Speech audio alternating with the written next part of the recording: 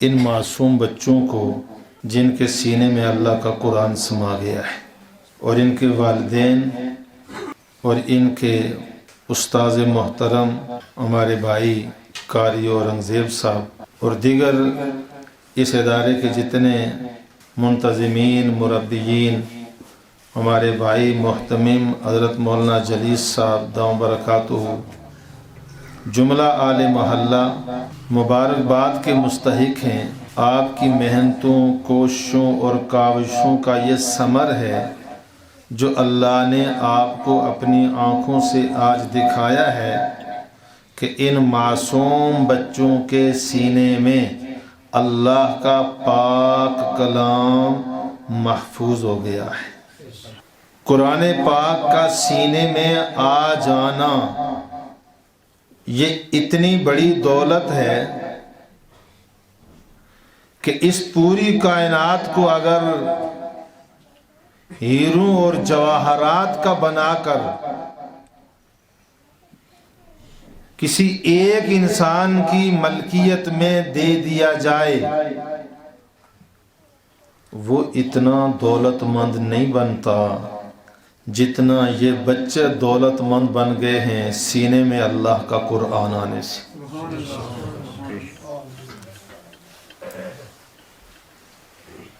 کل جہاں کی دولت اللہ نے ان بچوں کے سینے میں جمع کر دی ہے، بہت بڑی دولت ہے۔ لیکن یہاں ان بچوں کی قدر و منزلت اس دولت کی شان کے مطابق ہمارے ہاں نہیں ہوتی، اس کی ایک وجہ ہے، یہ اس ساری کائنات کا امیر ترین بچہ ہے۔ حضرت مولانا ہمارے مشفق و مہربان اشفاق احمد صاحب دام برکاتہ آپ کو بتا رہے تھے کہ ان کے پاس 10 ویزے ہیں جنت کے، تو اگر یو کے اور کسی اور ملک کے ویزے آ جائیں تو سب اس کا تعاقب کریں گے، لیکن ان سے کبھی کسی نے پوچھا؟ جس گھر میں یہ بچہ ہے، جن کے لیے اس کے پاس ویزے بھی ہیں، وہ بھی کبھی اس سے پوچھتے ہیں؟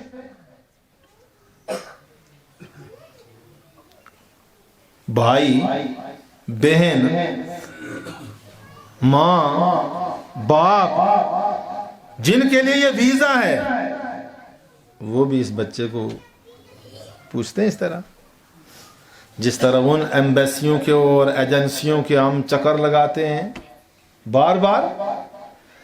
وجہ یہ ہے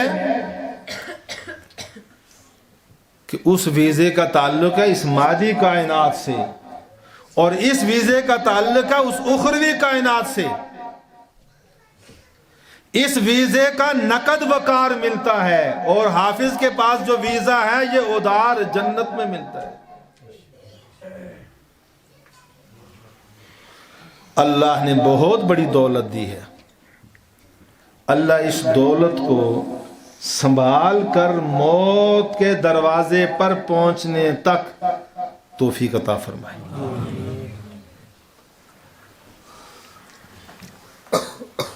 امام الانبیاء حضرت محمد الرسول اللہ صلی اللہ علیہ وسلم قرآن پاک کی عظمت بتاتے ہیں عملاً۔ سفر میں 2 آدمی جانے لگے، آپ صلی اللہ علیہ وسلم کے پاس آئے، ملاقات کریں، دعا لیں اور سفر شروع کریں۔ اس سے چونچا بند کرو جی۔ آپ نے ہدایات دی، اور ان ہدایات میں فرمایا کہ وَلْيَؤُمُّكُمَا أَكْبَرُكُمَا، نماز جماعت سے پڑھنا، اور امام وہ بنے جو تم دونوں میں بڑا ہو، عمر کے اعتبار سے دونوں میں کیا ہو؟ بڑا ہو۔ اور پھر فرمایا وَلْيَؤُمُّ أَكْرَمُكُمَا، تم میں وہ امامت کرائے جو بڑا ہونے کے ساتھ قرات بھی زیادہ رکھتا ہو۔ ایک آدمی کو 10 صورتیں یاد ہیں اور ایک کو 20 صورتیں یاد ہیں، مسجد میں دونوں آگے، امام کون بنے؟ 20 صورتوں والا۔ یہ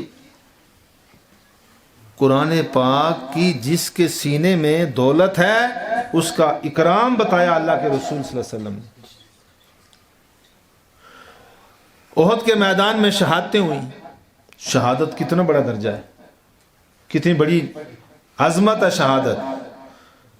اللہ تعالیٰ نے جو اپنے مخلوق میں، اپنے بندوں میں جو انعامات اور جو درجات تقسیم کیے ہیں، ان میں سب سے اوپر کا درجہ نبوت اور رسالت کا ہے، اور پھر دوسرا درجہ صداقت کا ہے، اور تیسرا درجہ شہادت کا ہے۔ تو شہادت کتنا بڑا درجہ ہے، انبیاء اور صدیقین کے قریب پہنچانے والا۔ احد میں شہادتیں ہوئیں اور حالات ایسے تھے کہ قبریں اجتماعی بنی، 5-5 4-4 7-7 آدمیوں کی اجتماعی قبریں بنی۔ تو رسول اللہ صلی اللہ علیہ وسلم نے تدفین کے موقع پر ہدایت جاری فرمائی کہ قبر میں رکھتے وقت جس کے سینے میں قرآن زیادہ تھا اس کو آگے رکھنا قبلہ رخ۔ اب ایک کے سینے میں 10 صورتیں، ایک کے سینے میں 20، ایک کے سینے میں 30، ایک کے سینے میں 40 صورتیں۔ 40 والے کو سب سے آگے رکھو، 30 والے کو اس سے پیچھے رکھو، 20 والے کو اس سے پیچھے رکھو، اور 10 والے کو اس سے پیچھے رکھو، 10 والے کو سب سے آگے رکھو، اور 50 والے کو سب سے پیچھے رکھو۔ تو اس 50 والے کی بے اکرامی ہوگی، یعنی جس کے سینے میں قرآن ہے اس کو اپنے سے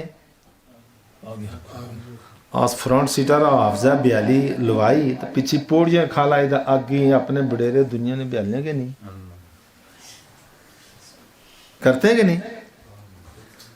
اس لیے کہ یہ دنیا کی مادیت ہے، یہ قرآن کا وہ وقار اور مقام اور وہ عظمت اس مادی آنکھ سے نظر آتا نہیں، اس لیے اس کا احترام اتنا کرتا نہیں۔ اللہ نے بہت بڑی دولت دی، اور اللہ جب دولت دیتا ہے تو کسی سے پوچھ کے نہیں دیتا۔ مشرکین مکہ کا اعتراض تھا رسول اللہ صلی اللہ علیہ وسلم پر کہ لولا نزل هذا القرآن على رجل من القريتين عظیم، کہ قرآن کریم مکہ اور طائف کے سرداروں میں سے کسی وڈیرے پر کیوں نہیں نازل ہوا، اس پر کیوں آیا یتیم مکہ پر؟ تو اللہ کی بہت بڑی دولت آئی نا، نبوت، رسالت، بہت بڑا انعام آیا، بہت بڑی رحمت آئی، بہت بڑی دولت آئی، بہت بڑا اللہ کا فضل آیا۔ ان کا اعتراض تھا اس کو کیوں ملا؟ تو اللہ نے کیا جواب دیا کہ رحمت میری ہے، میں جس کو چاہتا ہوں دیتا ہوں، تم تھوڑی تقسیم کر رہے ہو۔ اہم یقسمون رحمت ربک، تیرے رب کی رحمت کی تقسیم یہ کرتے ہیں کہ کس کو دینی ہے اور کس کو نہیں دینی؟ نبوت تو بہت بڑا انعام ہے، دنیا میں مقدر کا رزق بھی، نحن قسمنا بینہم معیشتہم فی الحیات الدنیا، رزق بھی ہم تقسیم کرتے ہیں، رزق بھی ہم تقسیم کرتے ہیں مقدر کا، کس کو کتنا دینا اور کس کو کتنا نہیں دینا۔ تو جب دنیا کا رزق ہم تقسیم کرتے ہیں تو نبوت کی نعمت تم نے بانٹنی ہے۔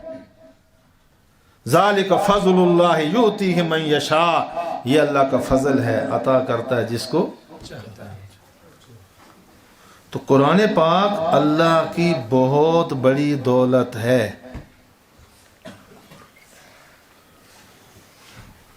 یہ جو دنیا ہے اس کا وجود باقی ہے، اس کا باعث 2 چیزیں ہیں دنیا میں، ایک بیت اللہ اور دوسرا کلام اللہ۔ اور حدیث پاک میں آتا ہے جب قیامت آئے گی تو اللہ بیت اللہ کو بھی زمین سے اٹھا دیں گے، اور قیامت جب آئے گی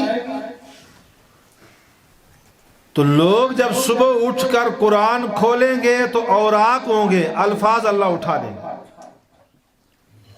کلام اللہ بھی اٹھ جائے گا، بیت اللہ بھی. تو جب کلام اللہ بھی اٹھ گیا، بیت اللہ بھی اٹھ گیا، اللہ فرمائیں گے زمین کو ختم کر دو، اب اس نظام کو ختم کر دو. تو کتنی بڑی دولت ہے کہ اس پوری کائنات کے نظام کی بقا کی بنیاد قرآن پاک کی تعلیمات، قرآن پاک کی تعلیمات. اور قرآن پاک کے بقا کا ذریعہ اور سبب یہ ہمارے حفاظ، ہمارے علماء، یہ ہمارے مدارس، یہ ہمارے مراکز، یہ قرآن پاک کو باقی رکھنے کا سبب ہے. حدیث پاک میں آتا ہے کہ ایک عالم کے لیے مچھلیاں پانی کی تہہ میں اور چیونٹیاں بلوں کے اندر دعا کرتی رہتی ہیں. تو حضرت شیخ الحدیث مولانا یوسف رحمۃ اللہ تعالی علیہ نے ایک مجلس میں اس حدیث کی توجیہ کرتے ہوئے فرمایا کہ علماء قراء یہ قرآن پڑھتے پڑھاتے ہیں اپنے لیے، اللہ کی رضا کے لیے. مچھلی کو کیا فائدہ کہ وہ اس کے لیے دعائیں مغفرت کرتی ہیں؟ چیونٹیوں کو ہم سے کیا فائدہ ہے کہ وہ ہمارے لیے دعائیں مغفرت کرتی ہیں؟ تو فرمایا وجہ یہ ہے کہ اللہ تعالیٰ نے ان کو یہ شعور عطا کیا ہے کہ اس پوری کائنات کا جو نظام باقی ہے یہ قرآن پاک کی وجہ سے. کس کی وجہ سے؟ قرآن پاک کے باقی رہنے کی وجہ سے ہے. اور قرآن پاک باقی ہے جب تک یہ علماء موجود ہیں، یہ قرآن کو پڑھتے پڑھاتے ہیں. تو چیونٹیاں سمجھتی ہیں، مچھلیاں سمجھتی ہیں یہ علماء، یہ طلباء، یہ سب ہمارے محسن ہیں. ان کی وجہ سے قرآن باقی ہے، اور قرآن کے باقی رہنے کی وجہ سے کائنات کا وجود باقی ہے. تو بڑی عجیب بات ہوگی کہ مچھلیاں تو ان کے لیے دعائیں مغفرت کریں، ہم ان کو گالیاں دیں. چیونٹیاں جو اللہ کی مخلوق ہے وہ سوراخوں کے اندر، زمین کے اندر، پتھروں کے اندر رہتے ہوئے ان علماء کے لیے، ان حفاظ کے لیے، ان قراء کے لیے وہ دعا کرتی رہیں، یا اللہ تو ان پر رحمتیں نازل فرما، یا اللہ تو ان پر برکتیں نازل فرما، یا اللہ تو ان کے گناہوں کو معاف فرما. اور ہم اپنے گھر میں بیٹھ کر مولویوں کو گالیاں نکالتے رہیں. بدبختی ہے کہ نہیں؟ آقا انعامدار حضرت محمد صلی اللہ علیہ وسلم نے فرمایا کن عالما، کن عالما او متعلما او معینا او محبا ولا تکن خامسا. فرمایا دنیا میں زندگی اگر گزارنی ہے تو پہلا درجہ عالم بن کے گزارو. اس طرح بھی آپ کے سامنے ہمارے علماء نے قرآن پاک کے حقوق بتائے نا، ایمان قرآن، قرات قرآن، تعلیم قرآن، تعمیل قرآن اور اشاعت قرآن. تو نبی صلی اللہ علیہ وسلم نے فرمایا کن عالما، پہلا درجہ عالم بنو خود. اگر نہیں ہوا تو او متعلما، طالب علم بن کے رہو، یعنی ساری زندگی سیکھنے سکھانے کی نیت سے رہو. یہ نہیں ہے کہ طالب علم بننے کے لیے مدرسے میں داخلہ لینا پڑے گا. آپ اپنی 80 سال کی عمر میں بھی مسجد میں آئیں، مولوی صاحب کے پاس آئیں تو نیت کر کے آئیں آج میں یہ مسئلہ سیکھ کر آؤں گا، یہ طالب علم ہے. روزانہ ایک مسئلہ سیکھے آدمی، یہ طالب علم ہے. ساری زندگی ہم طالب علم بن کر رہے ہیں. او معینا، عالم بھی نہیں بن سکا، متعلم بھی نہیں بن سکا، تو اللہ تعالیٰ نے آپ کو مال دیا ہے، اللہ تعالیٰ نے آپ کو دنیا کی دولت سے نوازا ہے، اللہ نے آپ کو رزق کی فراوانی دی ہے، تو معینا ان کے معاون بنو. ایک آپ کا تعاون ہے مسجد کی تعمیر میں، ایک آپ کا تعاون ہے مدرسے کی تعمیر میں، ایک آپ کا تعاون ہے طلباء کے طعام میں، ایک آپ کا تعاون ہے تعلیم دینے والے استاذ محترم کا، آپ ان سے تعاون کریں تو رسول اللہ صلی اللہ علیہ وسلم کی حدیث کے مطابق آپ اس شعبے میں داخل ہو گئے جو دین کا معاون اور خادم ہے۔ اور فرمایا عالم بھی نہیں، متعلم بھی نہیں، کچھ جیب میں بھی نہیں، معاون بھی نہیں بن سکا مالی اعتبار سے، جانی اعتبار سے، تو فرمایا ایک چیز تو اختیار کر لو، اس پر لگتا کچھ نہیں، او محبن، ان سے محبت کرنے والے ہو جاؤ، ان علماء سے، ان حفاظ سے، ان قراء سے، ان مدارس سے، ان مساجد سے، ان دین کے اوپر چلنے والوں سے، دین کی خدمت کرنے والوں سے دل سے محبت کرنے لگو۔ جب ان سے محبت کرو گے تو آپ کو کیا انعام ملے گا؟ فرمایا المرء مع من احب، آدمی قیامت کے دن حشر ان کے ساتھ ہوگا جن کے ساتھ محبت رکھتا تھا۔ تو اللہ ہمیں ان کی محبت میں قیامت کے دن ان کے ساتھ اللہ ہمیں جو ہے وہ حشر عطا فرما دے، تو یہ تو علماء اور حفاظ جنت کے راہی ہوں گے، تو جو ان سے محبت کرنے والا ہوگا وہ بھی جنت میں جائے گا۔ اور فرمایا ولا تکن خامسا، جو آج کا ماحول ہے ہمارے ہاں، کھاتے اپنا ہے، پہنتے اپنا ہے، سوتے اپنے بستر پر ہیں، لیکن سوچتے علماء کے خلاف ہے، بغض دل میں شیطان بھرتا ہے علماء کے خلاف۔ اچھا علماء، حفاظ، قراء ہمارے معاشرے کا حصہ ہیں، انسان ہیں، بشری تقاضے ہیں، بشری کمزوریاں ہیں، 100 خامیاں ان میں بھی ہو سکتی ہیں، لیکن ان خامیوں کو بنیاد بنا کر ان کے اس علم سے آدمی نفرت نہ کرے۔ ہمیں تو یہ حکم ہے کہ آدمی کی برائی سے نفرت کرو، آدمی کی ذات سے نفرت نہ کرو، اس کی ذات سے محبت کرو، اس کو اکرام کرو، اس کو دعوت دو، اس کو ہدایت پر لانے کی محنت کرو۔ رسول اللہ صلی اللہ علیہ وسلم کا ارشاد ہے، وہ عالم جو اپنی راہ سے ہٹ چکا ہے، اس کے متعلق بھی امت کو فرمایا کہ عالم کی لغزش سے بچو، عالم کی لغزش سے بچو، اس کی توہین مت کرو، وانتظروا فیاتہ، اور اس کی اپنی منزل ہدایت پر واپس لوٹ آنے کے انتظار کرو، اس عالم کو برا بھلا مت کو۔